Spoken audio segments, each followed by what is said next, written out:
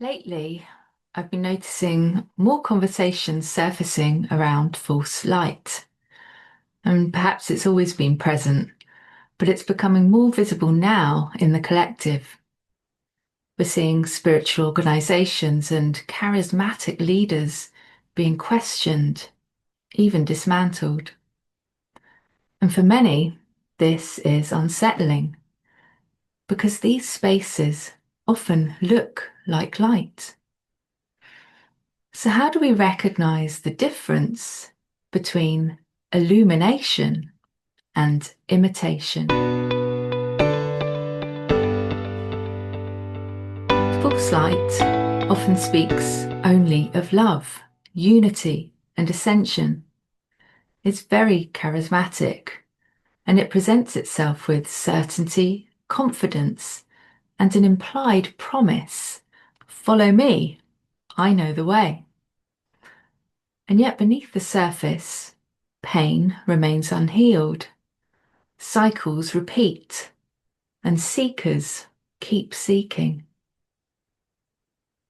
Many of us have moved through multiple spiritual spaces, sincerely doing the inner work, showing up, participating, giving energy, devotion, creativity, and time, and quietly wondering, well, why hasn't anything really changed? Why am I still in pain if I'm doing everything right? And this isn't a failure of the seeker, it's often a failure of the system. One of the most clearest markers of false light is extraction. Your gifts are encouraged forward under the language of community, service, or mission. But what happens is subtle. Your ideas are often taken, your energy redirected, and your contributions are absorbed into someone else's banner. What's offered in return is often just a feeling: belonging, proximity, being part of something, but not true reciprocity. For me, there was a final moment, a clear internal no, and that no became a threshold. It showed me I didn't need to seek outside myself anymore. No organization, leader, or system held the answers to my freedom. Those answers were always within. I simply hadn't been taught to trust them.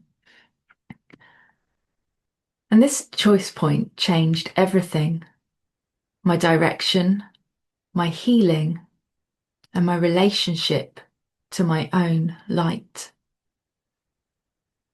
True healing began when I stopped outsourcing authority, when I followed my light instead of being pulled into other systems.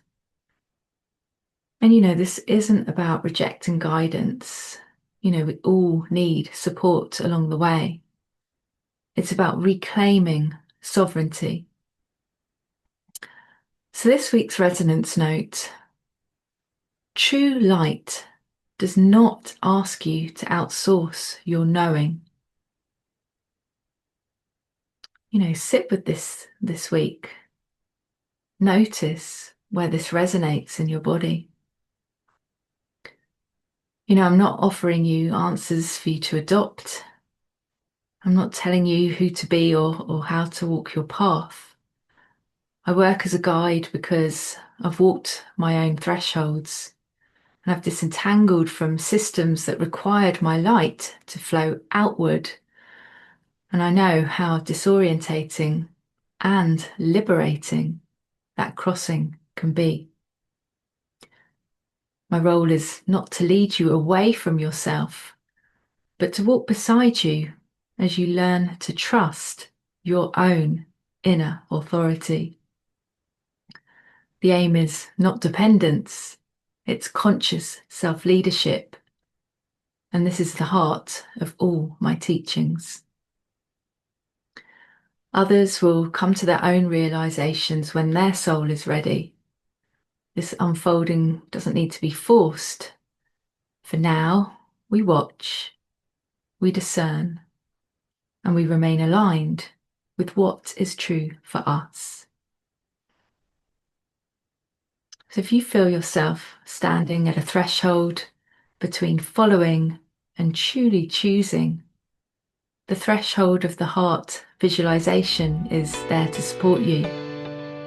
It's not about finding answers, it's about returning to the place within you that already knows. So I'll drop the link below. Have a good week.